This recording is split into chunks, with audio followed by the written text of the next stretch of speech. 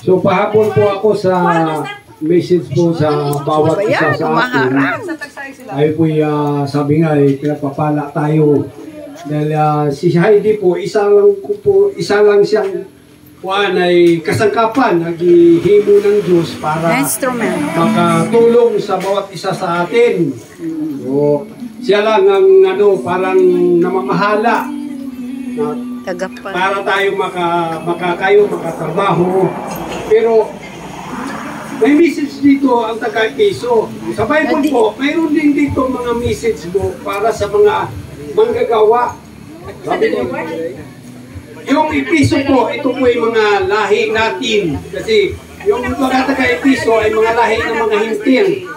Tandaan mo, tayo po yung mga lahi ng mga hintil, mga pagano, lumuluhod sa araw, puno, yun yung mga hintil.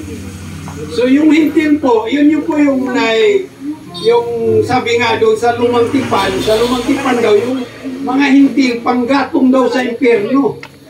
Kung hindi bumaba si Jesus Christ dito sa lupa, kung hindi bumaba si Jesus Christ dito sa lupa, sigurado tayo panggatong sa impyerno.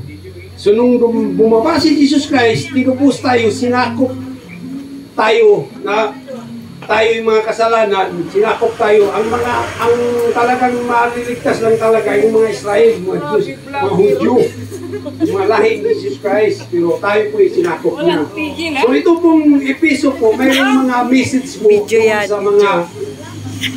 doon sa mga tayo manggagawa. May mga amo din tayo. Ako din doon sa Manila, may mga amo din tayo. So may message dito ang taga-Efeso, tayo pang-hintil. Sabi dito, mabasahin ko po sabi dito, mga alipin, sundin ninyo ang inyong mga amo. Sabihin amo. Dito sa lupa nang may buong katapatan. So ibig sabihin, buong katapatan. May katapatan tayo. Takot sa pangalan ng para si Kristo siyang ninyong pinaglilikuran. Si Heidi amo dito sa lupa, pero doon sa langit ang amo natin si Jesus Christ. Universal yun.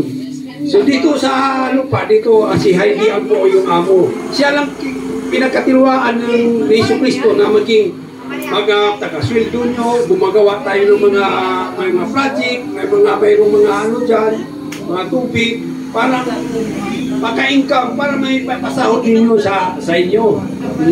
Gawin ninyo yan, may nakakita man o wala. Hindi